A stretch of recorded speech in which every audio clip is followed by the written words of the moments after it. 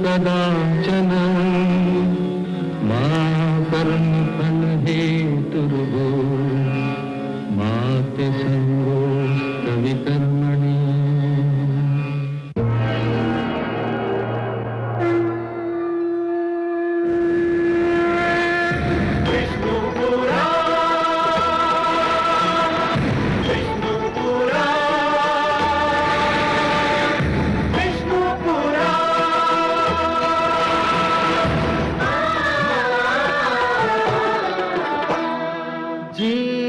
ज्ञान ब्रह्म ज्ञान अथ श्री विष्णु पुराण ओम की कथा महान जय श्री विष्णु पुराण विष्णु पुराण विष्णु पुराण विष्णु पुराण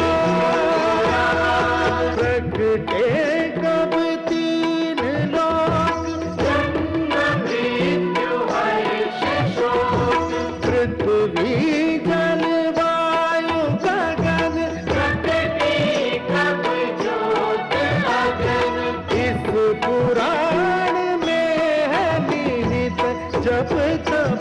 और योग ध्यान विष्णु पुराण विष्णु पुराण विष्णु पुराण। मैं माँ हूँ, धरती माँ। प्रेम बहुत सुंदर, बहुत कोमल भावना है। प्रेम जीवन में रंग भरता है, जीवन को प्रेरणा देता है, बल देता है, शक्ति देता है। परंतु प्रेम त्याग चाहता है, अर्पण चाहता है। अपने प्रेम के लिए जो त्याग कर सकता है, अपने आप को जो प्रेमिका को अर्पित कर सकता है, वही सच्चा प्रेमी है। यदि प्रेम पाने के लिए कोई अपनी राजसत्ता या बल का प्रयोग करे, तो फिर वो कितने ही सच्चे प्रेम का दावा करे, उसके प्रेम के आगे प्रश्न चिन्ह खड़ा हो जाता है। प्रहलाद जैसे उदार और सज्जन व्यक्ति का पुत्र ऐसा कार्य करे तो देखकर और भी दुख होता है। युवराज विरोचन ने दीपावली को उसकी कुटिया से ले जाकर अपने पिता प्रहलाद को एक बड़ी कठोर परीक्षा में डाल दिया है। देखना यह है कि पुत्र की इस करतूत से प्रहलाद पर क्या बीतती है। ऐसा मत कहो पौत्र।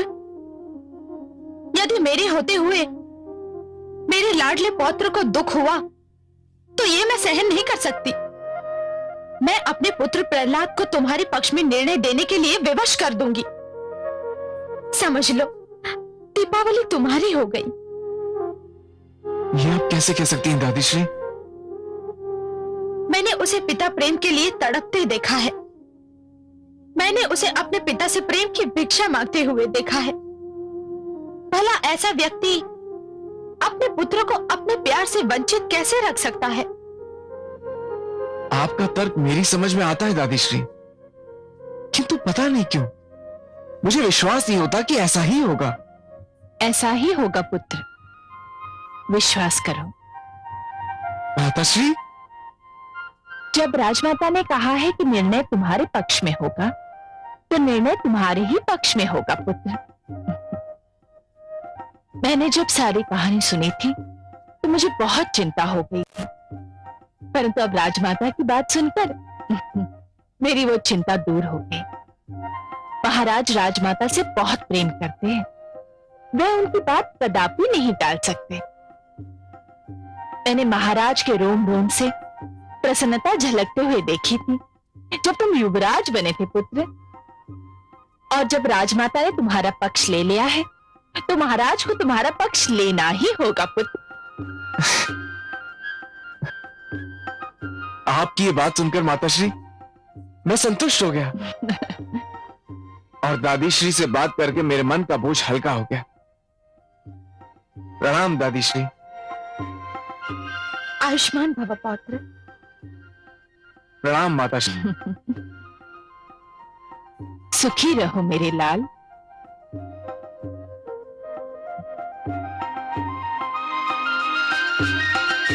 अपने लाडले पौत्र के मुख पर चिंता की लकीरें देखकर मैं तड़प उठी थी पुत्रवधू।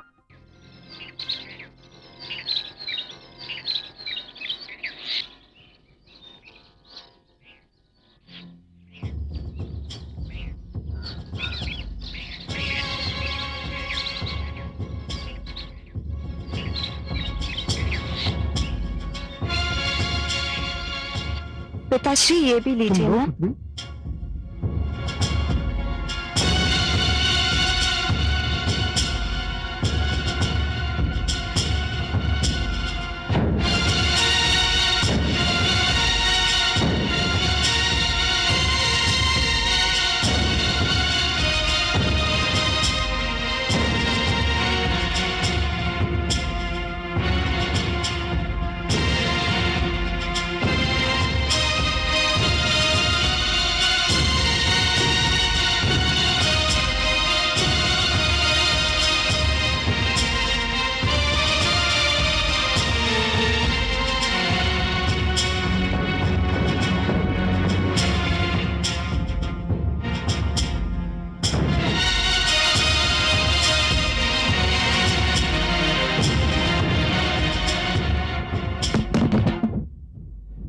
कौन है? पिताश्री मैं देखती हूँ।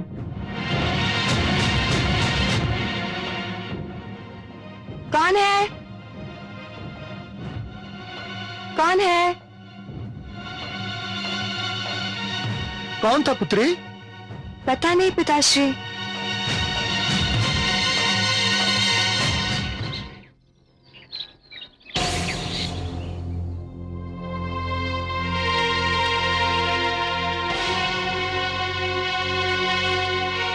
सुना है मेरे पिताश्री तुमसे मिलने आए थे। तुमने सत्य सुना है मित्र। तुम्हारे पिताश्री मुझसे मिलने आए थे। क्यों? मुझसे यह पूछने के लिए कि दीपावली को तुम्हारे अथवा मेरे लिए चुनने के लिए उन्हें अपना न्यायाधीश बनना मुझे स्वीकार है या नहीं। तो तुमने क्या कहा? मैंने उनसे कहा कि मुझे उनका न्यायाधीश बनना स्वीकार है। मुझे तुमसे सहानुभूति हो रही है ऋषि पुत्र। क्यों? क्योंकि ऐसा करके मानो तुमने आत्महत्या कर ली हो। अर्थात तुम नहीं जानते मेरे पिताश्री अपने मन में मेरे प्रति कितना स्नेह रखते हैं। वो मेरे विरुद्ध कदापि निर्णय नहीं देंगे।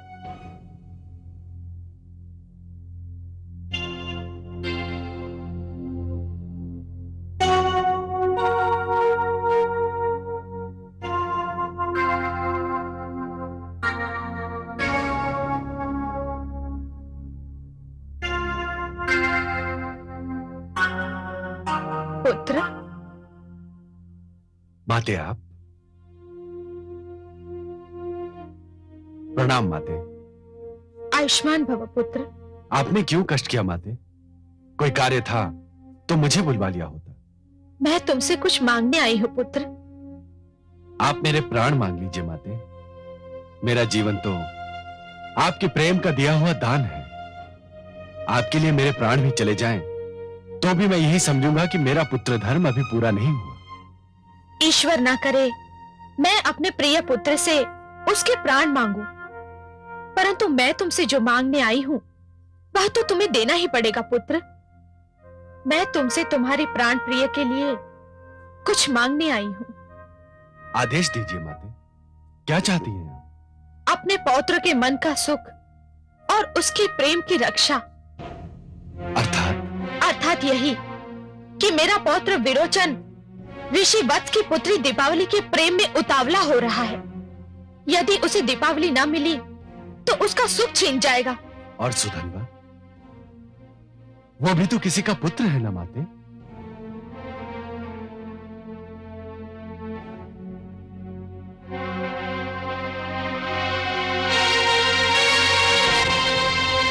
उलझ गया। मेरा पुत्र एक बार फिर विकट समस्या में उलझ गया। कौन उलझ गया महादेवी? मेरा प्रहलाद, और कौन? जब वो बालक था तो समस्याएं उसके सामने एक एक करके आती थी, किंतु अब कई समस्याएं, कई प्रश्न उसके समक्ष नाग के समान फन फैलाए खड़े हैं। न्याय की समस्या, व्यवस्था की समस्या, मर्यादा की समस्या, किस किस की सुनेगा वो? महादेवी, आपका पुत्र एक राजा है और इसीलिए वो ब्रह्मा जी की तरह 4 मुखों वाला या मेरी तरह 4 भुजाओं वाला नहीं है। उसे तो सब कुछ अकेले ही करना पड़ता है। मुझे तो लगता है कि आपका पुत्र प्रहलाद इस समस्या को भी सरलता से सुलझा लेगा। नहीं कमल नयन, लगता है उसके प्रति आपका स्नेह कुछ कम हो गया है। हे पद्मनाभ, आप वो नहीं देख रहे जो मैं देख रही हूँ। कन्या दीपावली, उसके पिता और तो और अंगिरा पुत्र सुदन्वा ने भी उसके समक्ष श्रेष्ठता का चुनाव करने की चुनौती रखती है, किंतु योग्यता का आधार क्या होगा? विरोचन पुत्र प्रहलाद को अत्यंत प्रिय है। राजमाता कयाधु का भी वो लाडला है। एक ओर स्नेह संबंधों की बेड़ियां तो दूसरी ओर न्याय की मांग। महादेवी, यदि आप पुत्र प्रहलाद की कोई सहायता करना चाहती हैं तो मैं आपको नहीं रोकूंगा। यही तो समस्या है कमल नयन। श्रेष्ठता के चुनाव में एक ओर राजमहल का वैभव है तो दूसरी ओर आश्रम की पावनता, एक ओर बल है तो दूसरी ओर साधना, एक ओर समस्त सुविधाएं हैं तो दूसरी ओर अपार शांति, एक ओर अधिकार ही अधिकार है तो दूसरी ओर समर्पण ही समर्पण।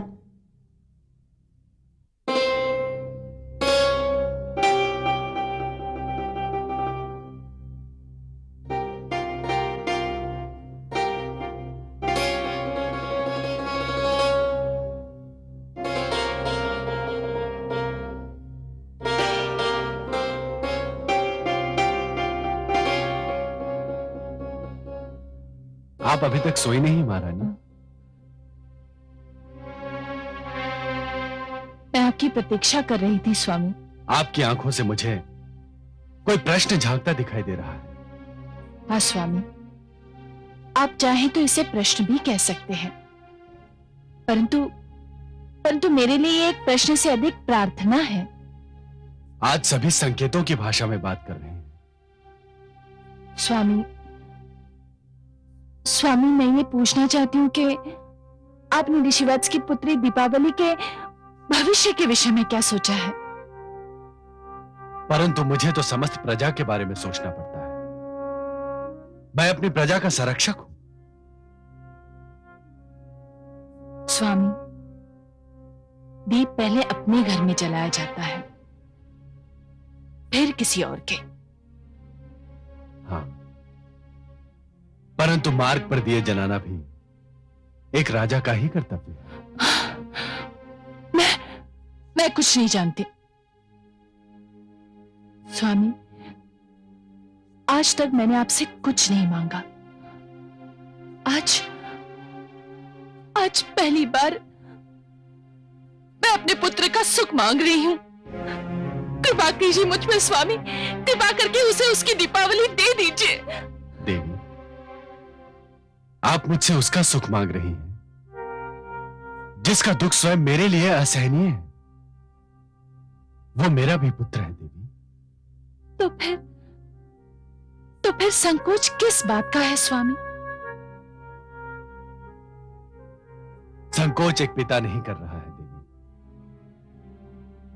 संकोच एक न्यायाधीश कर रहा है। मुझे स्वयं दीपावली बहुत प्यारी लगती है।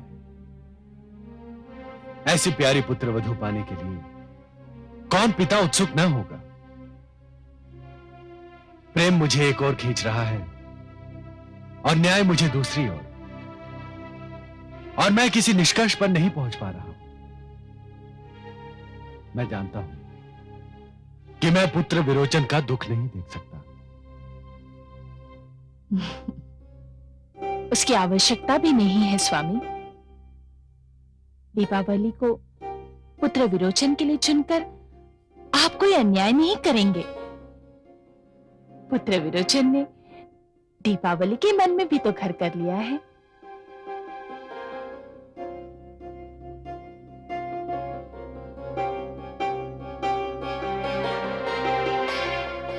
मुझे सोचने दीजिए देवी।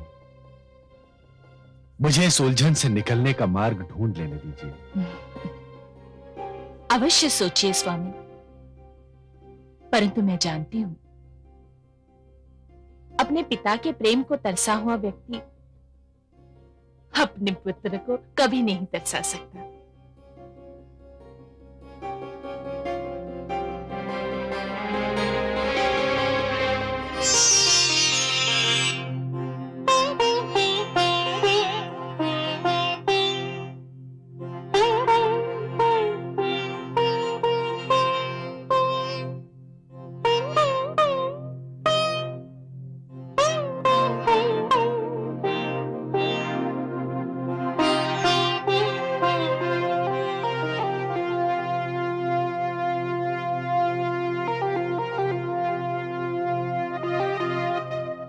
क्या बात है महादेवी, किसी गहरी चिंता में लीन हैं आप?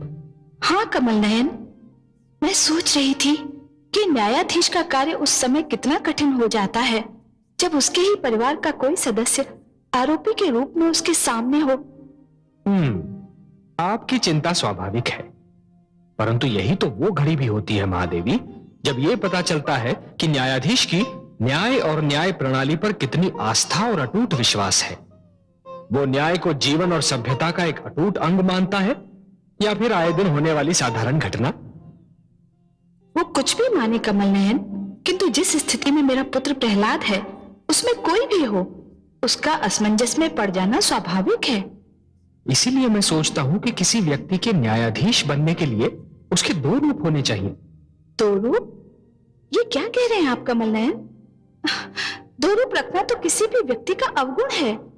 वो व्यक्ति ही क्या जो भीतर से कुछ हो और बाहर से कुछ और दिखाई दे। आपकी बात सर्वथा सत्य है महादेवी, सर्वथा सत्य है, परंतु जीवन की कुछ स्थितियों में इस अवगुण को अपनाना भी अनिवार्य होता है और एक न्यायाधीश के लिए तो अत्यंत अनिवार्य। आप तो पहेलियां बुझाने लगे कमल नयन। कोई पहेली नहीं है महादेवी। न्यायाधीश के न्याय के आसन पर बैठने से पहले और न्यायासन पर बैठने के उपरांत दो रूप होने आवश्यक है। न्याय के आसन पर बैठने के पहले वो व्यक्ति किसी का पिता हो सकता है, किसी का पुत्र हो सकता है, किसी का पति हो सकता है या फिर किसी का भ्राता, परंतु जैसे ही वो न्यायाधीश के आसन पर विराजमान हो जाता है उसके सारे नाते टूट जाने चाहिए। उसे केवल न्यायाधीश रहना चाहिए। और यदि ऐसा ना हुआ महादेवी तो कभी धन के लोभ से या कभी नातों की महत्ता से उसके पांव डगमगाने लगेंगे। न्याय प्रणाली पर भ्रष्टाचार का अधिकार हो जाएगा। धन और नातेदारी तो मायाजाल है महादेवी, भ्रष्टाचार के मुख्य आधार हैं। इस स्थिति में मुझे अपने पुत्र से एक विचित्र प्रकार की सहानुभूति हो रही है। न जाने आगे क्या होने वाला है। महादेवी, जिस प्रकार जुगनू के अस्तित्व का आभास तभी होता है जब चहुओर अंधकार छाया रहता है, उसी प्रकार किसी भी व्यक्ति के चरित्र का प्रकाश तभी दिखाई देने लगता है जब वो परीक्षा की घड़ियों में घिरा रहता है। अब देखना यह है कि वो इस परीक्षा के लिए कितना तैयार है।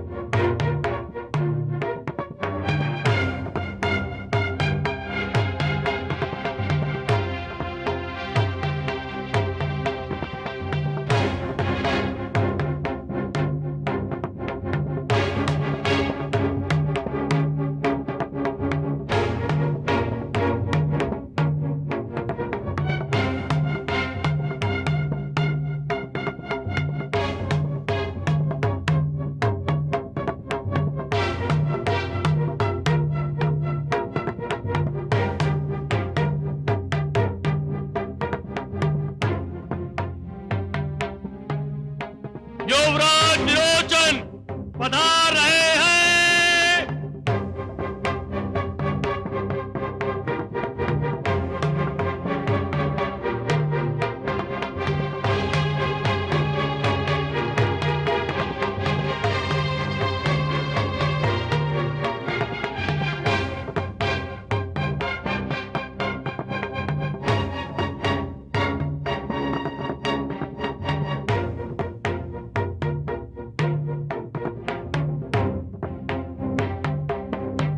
नहीं विरोचन,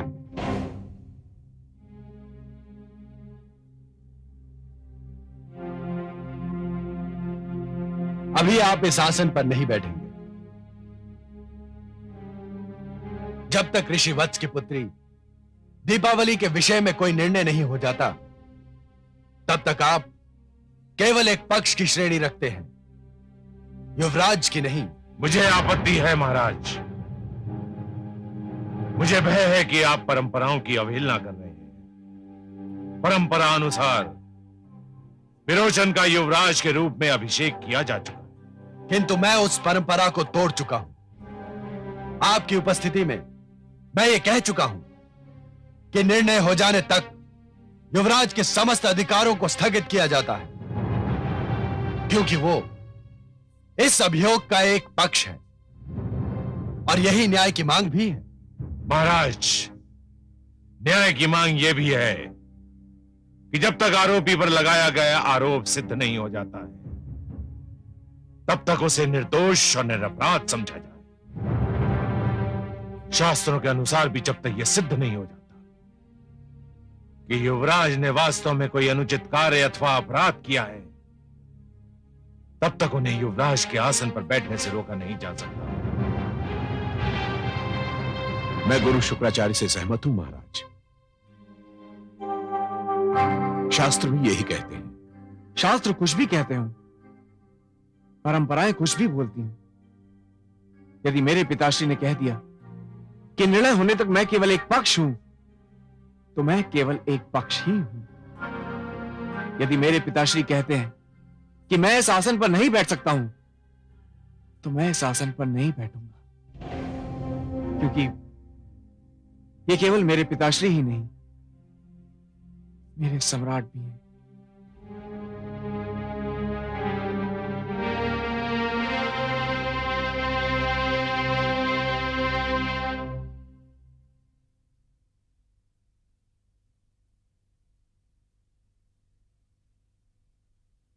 मेरे समक्ष एक जटिल समस्या है। हे महापुरुषों, यद्यपि किसी कन्या के लिए वर का चुनाव केवल उस कन्या का अधिकार है, और ऐसा अधिकार है जिसमें कोई और हस्तक्षेप नहीं कर सकता, परंतु ऋषि वत्स और उनकी सुपुत्री दीपावली ने यह कार्य मुझे सौंप दिया है, क्योंकि दीपावली यह निर्णय नहीं कर पा रही है कि वो अपने वर के रूप में किसको चुने। पुत्र विरोचन, ऋषि पुत्र सुधन्वा, मैं जो भी निर्णय करूं आपको स्वीकार होगा? संपूर्णतः अक्षरशः निसंकोच महाराज। यह जानते हुए भी कि विरोचन मेरा पुत्र है? ये तो मैं तब भी जानता था महाराज, जब मैंने आपका न्यायाधीश बनना स्वीकार किया था। और तुम्हें राजकुमार विरोचन, क्या तुम्हें भी मेरा निर्णय स्वीकार होगा? मेरे लिए अपने पिताश्री के मुख से निकला हुआ एक एक शब्द ब्रह्म वाक्य के समान है। आपका दिया हुआ निर्णय मेरे लिए आदेश होगा, और आपका आदेश मेरे सिर आंखों पर। धन्यवाद सुधन्वा, धन्यवाद पुत्र। हे उपस्थित सभासदों, प्रश्न यह है कि किसी व्यक्ति को श्रेष्ठ मानने के लिए श्रेष्ठता की कसौटी क्या है? विशेषतः ऐसे में जब एक पक्ष राजकुमार हो और दूसरा एक ऋषि पुत्र। मेरा अनुभव, मेरा अध्ययन यह कहता है कि ऋषि ही श्रेष्ठतम है, क्योंकि ऋषि राज की लालसा, सत्ता के लोभ और धन की इच्छा से मुक्त होता है, जो एक व्यक्ति के लिए यदि असंभव नहीं तो सरल भी नहीं। मैं आपसे सहमत नहीं हूं महाराज। क्यों गुरुदेव? इच्छाओं से मुक्ति प्राप्त कर लेना बड़ी बात है, अवश्य बड़ी बात है, परंतु उससे भी बड़ी बात इच्छाओं के बोझ के साथ जीवन पथ पर चलना और इस प्रकार चलना कि पांव डगमगाने ना पाए, उससे भी बड़ी बात है। राज मुकुट को ठुकरा देना यदि श्रेष्ठता है, तो ये जानते हुए कि राज मुकुट में कांटे भी होते हैं, उसे पहन लेना भी तो श्रेष्ठता का चिन्ह है। राजा होना भी तपस्वी होने से कम नहीं होता। राजा जब केवल अपना ना होकर सारी प्रजा का हो जाता है, तो वो किसी ऋषि से कम महान नहीं रह जाता। और इसका सर्वोत्तम उदाहरण महाराज स्वयं आप हैं। सारा संसार जानता है कि आपने प्रजा के लिए अपने आप को त्याग दिया,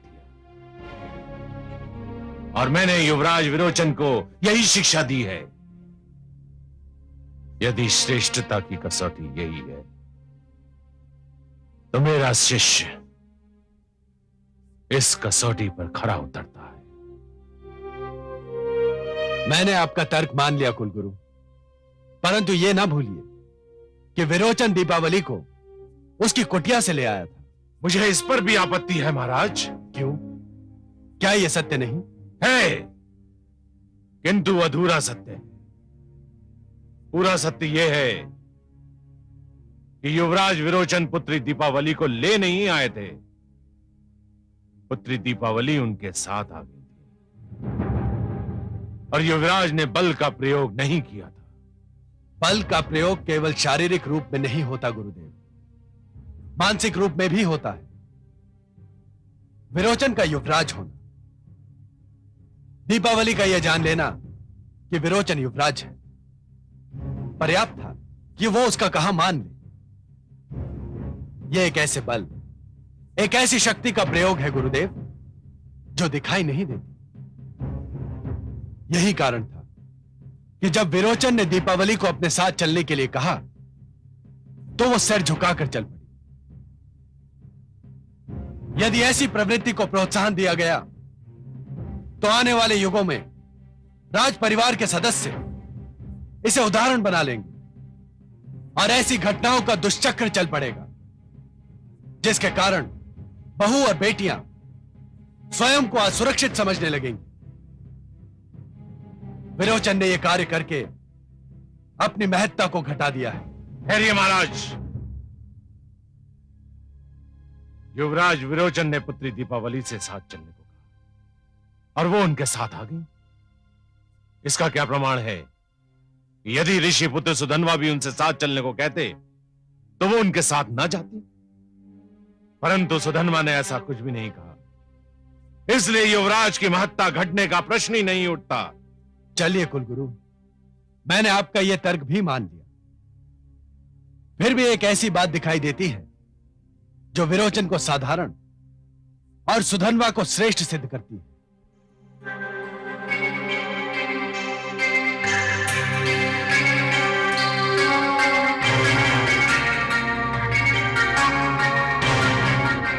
दीपावली विरोचन और सुधन्वा दोनों को भा गई थी, और विरोचन उसे अपने साथ ले आया। कोई साधारण व्यक्ति भी ऐसा ही करता कि जो उसके मन को भा जाए उसे अपने साथ ले जाए। मुझे फिर भी आपत्ति है महाराज। दीपावली स्वेच्छा से युवराज के संग आई थी। तब तो सुधन्वा के श्रेष्ठ होने का एक और प्रमाण मिल गया। आप क्या कहना चाहते हैं? आपके कहने के अनुसार यदि दीपावली स्वेच्छा से विरोचन के साथ चली आई थी, तो कोई साधारण व्यक्ति होता तो उसके चरित्र पर संदेह भी कर सकता था। किसी कन्या के चरित्र पर संदेह करना उस पर लांछन लगा देना, उस पर किसी प्रकार का आरोप लगा देना, उसका भविष्य और जीवन नष्ट करने के लिए पर्याप्त है। साधारण व्यक्ति ऐसा कर सकता था, परंतु जब मैं सुधनवा से मिला तो इस घटना के कारण मैंने उसके माथे पर एक बल भी नहीं देखा। उसके नेत्रों में देवी दीपावली के चरित्र पर संदेह की एक हल्की सी झलक भी नहीं दिखाई देती।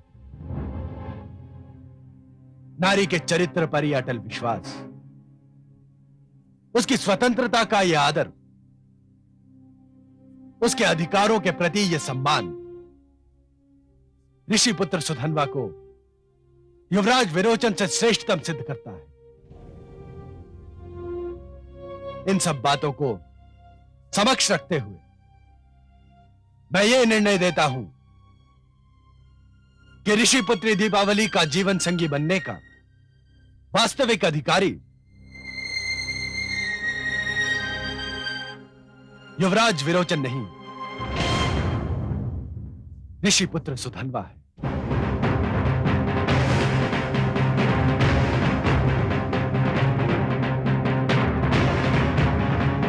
बधाई हो मित्र, बधाई हो।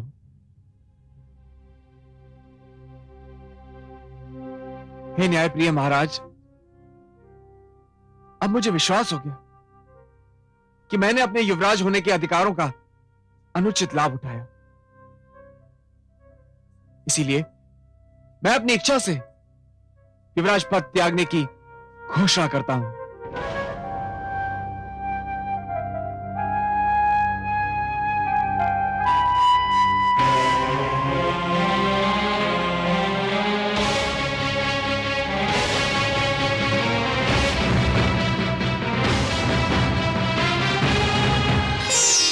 कमल नयन, कहिए देवी। धन्य है आपका पुत्र प्रहलाद, धन्य है। आज सारे संसार के साथ साथ मुझे भी उस पर गर्व हो रहा है।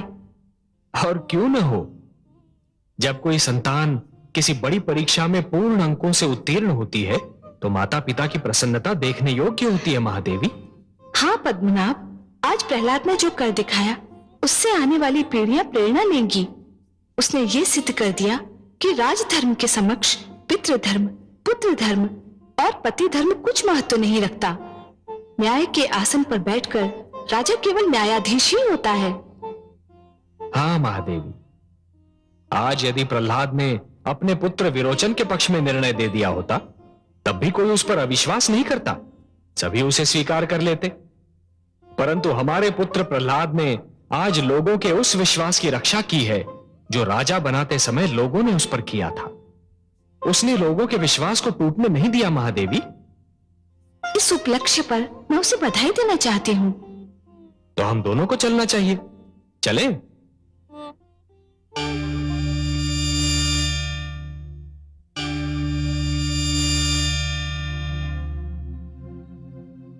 पुत्र, प्रभु,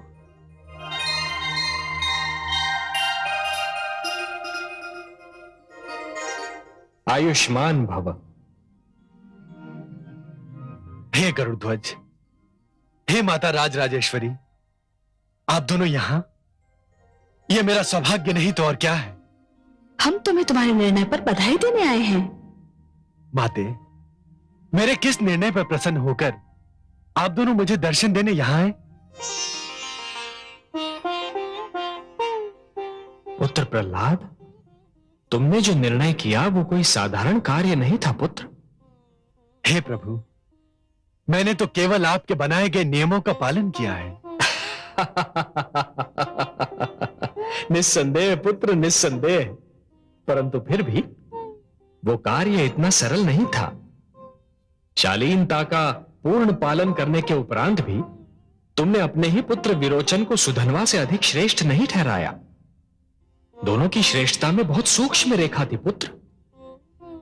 ऋषिपुत्र के पास तपोबल था जिसका प्रयोग उसने नहीं किया, परंतु तुम्हारा राजपुत्र विरोचन राजबल का प्रयोग कर बैठा। हे प्रहलाद, ये निर्णय करने में तुम्हें अपनी ही माता कयाधु की सारी स्नेह सरिता को भूलना पड़ा होगा, महारानी धृति की सारी याचनाओं को ठुकराना पड़ा होगा, अपने ही पिता होने की भावना को कुचलना पड़ा होगा। हे पद्मनाभ, यही तो राजा का धर्म है। अवश्य पुत्र, अवश्य। अब तक तुम केवल एक भक्त थे, अब धर्मात्मा भी बन गए। ये सारा संसार तुम्हें एक महामानव के रूप में स्मरण करेगा। मांगो पुत्र, मांगो, तुम्हारी जो इच्छा हो मांगो। बस अब और क्या इच्छा होगी। नदी अपनी यात्रा समाप्त कर सागर तक आ पहुंची है और आप उसे वापस मोड़ना चाहते हैं। हां प्रभु, अब तो केवल ज्ञान चाहिए, वैराग्य चाहिए। मैं अपने इन समस्त उत्तरदायित्वों से मुक्त होना चाहता हूं प्रभु। अब तो केवल आपके रूप का, आपके नाम का स्मरण करना चाहता हूं। तथास्तु। परंतु पुत्र, एक निर्णय जो तुमने किया है, मैं चाहता हूं कि तुम उस निर्णय को वापस ले लो। विरोचन को अपने अधिकारों से वंचित मत करो पुत्र, उसका राज्याभिषेक कर दो। अपनी प्रजा के प्रति तुम्हारा यह अंतिम उत्तरदायित्व है, उसका निर्वाह करो और तत्पश्चात संन्यास ग्रहण करो। जैसी आपकी आज्ञा प्रभु। अपने भक्त का प्रणाम स्वीकार करें। माता, अपने पुत्र का प्रणाम स्वीकार करें। आयुष्मान भव। कन्या किसको प्राप्त हो जब यह उठा विवाद, राजधर्म की राह से डिगा नहीं प्रहलाद। पुत्र मोह को त्याग कर रखा न्याय का मान, सब समान जिसके लिए राजा वही महान, राजा वही महान। जो सुनेगा ये पुराण पाएगा सुख और ज्ञान, पाएगा सुख और ज्ञान। कर्म को ही धर्म जान, प्रेम की तू छेड़तान, प्रेम की तू छेड़तान। बीते युग बता रहे हैं, बीते युग बता रहे हैं, सत्य पथ पे चल सुजान